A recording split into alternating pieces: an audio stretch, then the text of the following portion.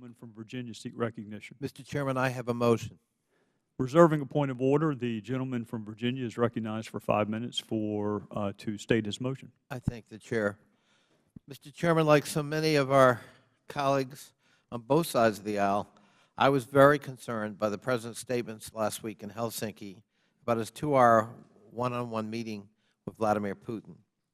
President Trump capitulated to Mr. Putin on nearly every point of contention in the bilateral relationship with Russia. He publicly cast doubt on Russian interference on our election. He praised as an incredible offer an unprecedented proposal from Mr. Putin to hand over American officials, including the former U.S. ambassador to Russia, for Russian interrogation. According to the Russians, President Trump even made agreements with Mr. Putin on Syria and Russian aggression in the Ukraine. President Trump refused to allow his own senior staff to attend the meeting, and the President has so far declined to provide Congress or the public with any details about what occurred in that private meeting. Our committee must act swiftly to determine what would cause President Trump to act in this way and to what extent President Trump is being manipulated by Mr. Putin. To do this, we must immediately hold a hearing with the Director of National Intelligence and others who can inform the committee and the public about the extent of the Russian threat to our country. I'm joined in my concern by Subcommittee Chairman Mr. Hurd, who wrote an op-ed stating that he had seen Russian intelligence manipulate many people as a CIA undercover officer, but he said, and I quote, "I never thought I would see the day when an American president would be one of them," unquote. Mr. Hurd explained that our committee must work to, quote, "ensure that the administration is taking the Russian threat seriously," unquote, and to fulfill our oversight duty and keep the American people informed of the current danger, he went on. Even you, Mr. Chairman, said on Fox News Sunday that the evidence of Russia's attack on our country is overwhelming and that the President needs to say that and act like that. I couldn't agree more, Mr. Chairman. In contrast, however, so far the Chair has declined our request to invite the Office of the Director of National Intelligence to testify during today's hearing on election security. We appreciate your agreement to hold a classified briefing with ODNI, but we think the briefing, albeit helpful, needs to be accompanied by a public hearing. Closed-door briefings are simply not a substitute for public testimony from the top Federal intelligence official on how states were attacked by Russia in 2016 and the current threats to our election security. Mr. Hurd again said, and I quote, "Lawmakers must fulfill our oversight duty as well as to keep the American people informed of the current danger." Certainly, a public hearing would help accomplish that goal. For all of these reasons, I hereby move to subpoena the Director of National Intelligence, Mr. Dan Coats, to testify in a public hearing before this committee and the public about the extent of the Russian threat involved. I make this motion, Mr. Chairman, pursuant to House Rule 11, Clause 2K6, and I believe the motion is in order. A written copy of my motion and the subpoena is at the clerk's desk. I ask that we dispose of this motion immediately. I second the motion. Would the gentleman yield? Of course. Mr. Chairman, I want to second the motion and associate myself with the eloquent words of Mr. Connolly.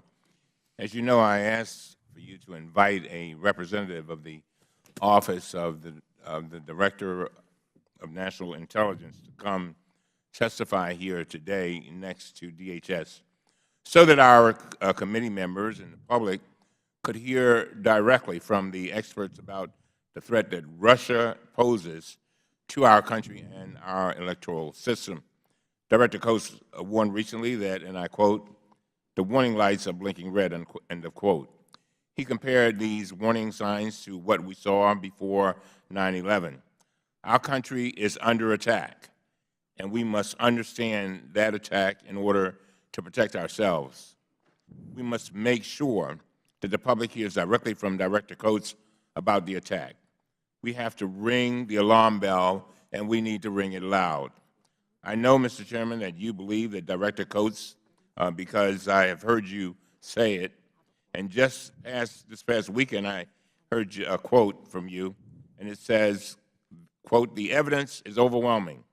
It can be proven beyond any evidentiary burden that Russia is not our friend, and they tried to attack us in 2016. You said, and going on, the evidence is overwhelming, and the President needs to say that and act like it. If I just may have one unanimous consent for one more minute, Mr. Chairman. But the simple fact is that the President is not saying that, and he's not acting like that. And that makes it all more important that we here in Congress keep ringing that alarm bell and ringing it loud, that we make sure that the public understands, that we hear clearly, directly from the experts, that we make the evidence public, and that we put our money where our mouths are and fund the solutions.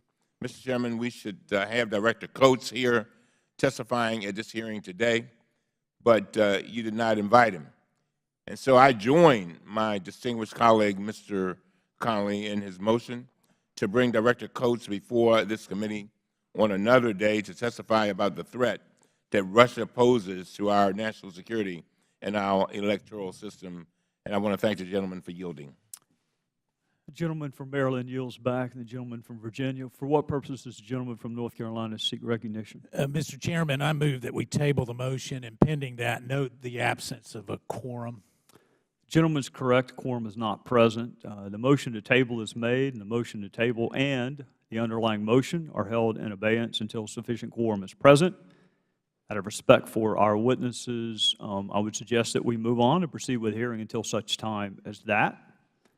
And with that, Mr. Chairman, maybe we be heard on the motion?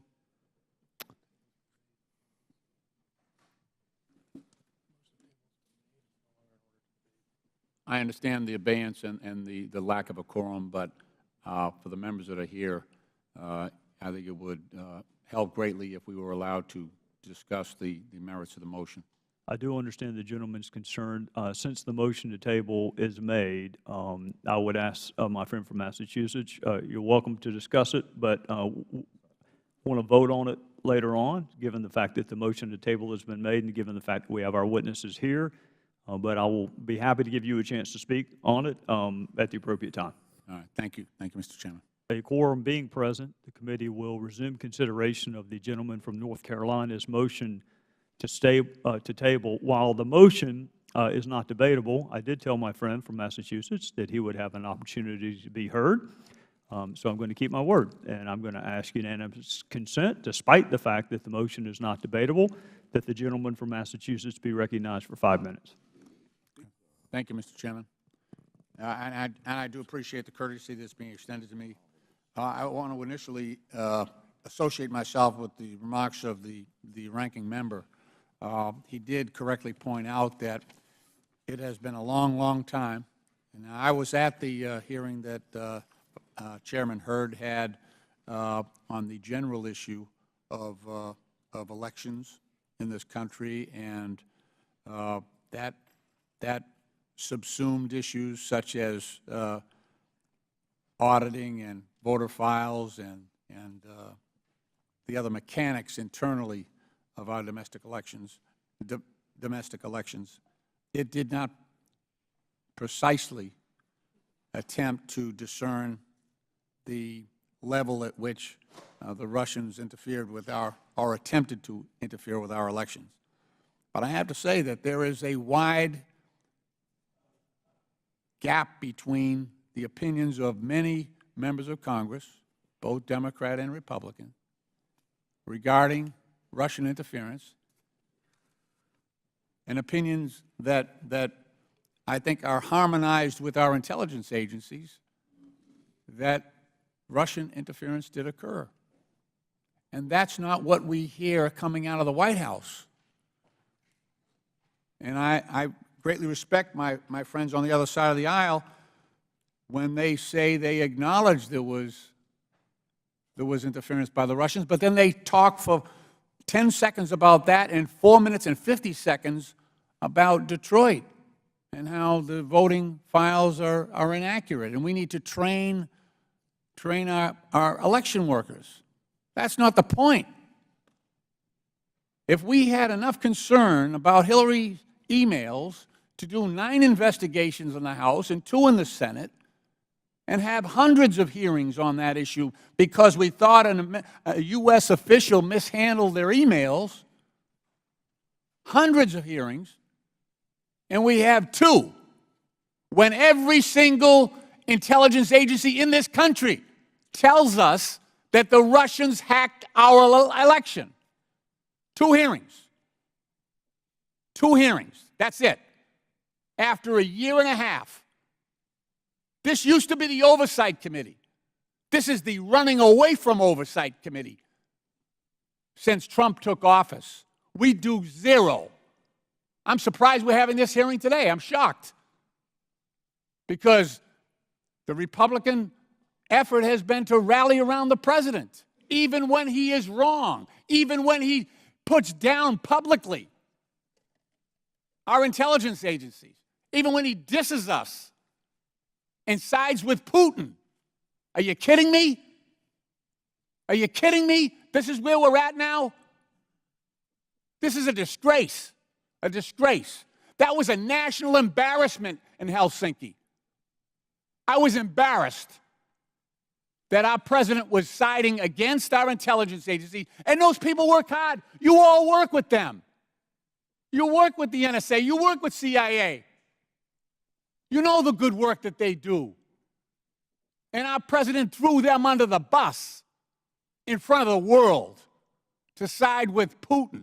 You got to be kidding me. It's time to decide what you stand for. Do you stand for democracy? Or you stand with that gangster in Moscow? Do you stand for the right for your people to have a clean and honest election? Or do you want to cozy up to the president? You don't want to make him look bad. I can understand when there's gray issues, but this is black and white. Come on. I know there are colleagues on the other side of the aisle who feel the way that I do, and you're exasperated about this. But the time has come on this issue. You can be a good Republican and still protect the electoral process in this country. You can do both. That's all I'm asking here.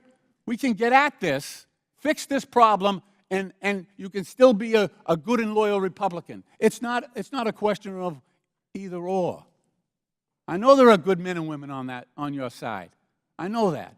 And you care deeply about this country. I'm just saying, on this issue, can we deal with the issue? Can we deal with it and fix it on both our behalves? Red states, blue states, all Americans? That's the goal. That should be the goal here. We shouldn't let the president's quirks on this issue divide us. We could work on this problem as Americans. Thank you. I yield back. Gentleman yields back. Quorum being present, the committee will resume consideration of the gentleman from North Carolina's motion to table. Those in favor will signify by saying aye. Aye. Those opposed signify by saying no. No. While close, in the opinion of the chair, the ayes have it. The motion from Virginia is laid upon the table. Mr. Chairman, I would ask for a recorded vote. The gentleman from Maryland and the gentleman from Virginia asked for a recorded vote. The clerk will call the roll.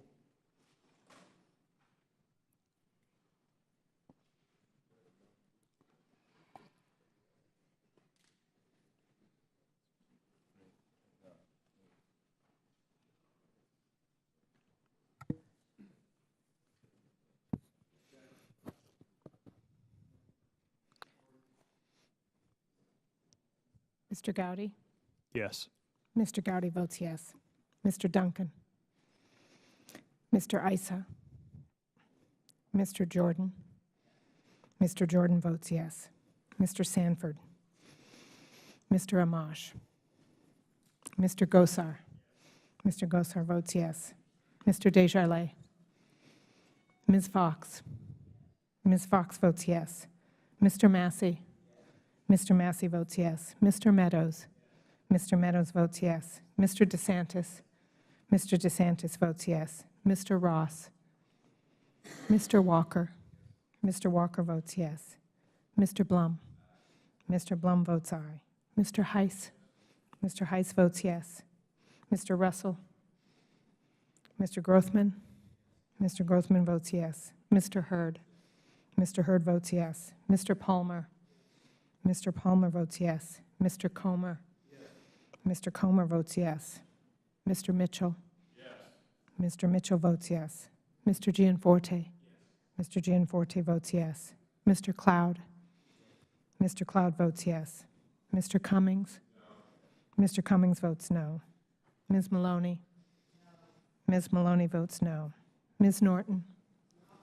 Ms. Norton votes no. Mr. Clay? Mr. Clay votes no. Mr. Lynch? Mr. Lynch votes no. Mr. Cooper? Mr. Connolly? Nay. Mr. Connolly votes nay. Ms. Kelly? Ms. Lawrence? No. Ms. Lawrence votes no. Ms. Watson-Coleman? Ms. Watson-Coleman votes no. Mr. Krishnamurthy? No. Mr. Krishnamurthy votes no. Mr. Raskin? No. Mr. Raskin votes no. Mr. Gomez? Mr. Gomez votes no. Mr. Welch? Mr. Welch votes no. Mr. Cartwright? Mr. Desaulniers? Mr. Desaulniers votes no. Ms. Plaskett? Ms. Plaskett votes no. Mr. Sarbanes? Mr. Sarbanes votes no.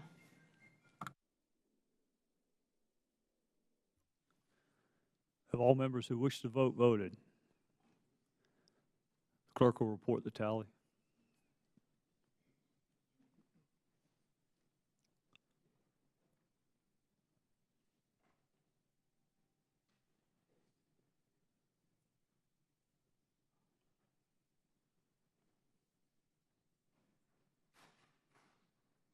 Mr. Chairman, on this vote, there are 17 ayes and 15 noes.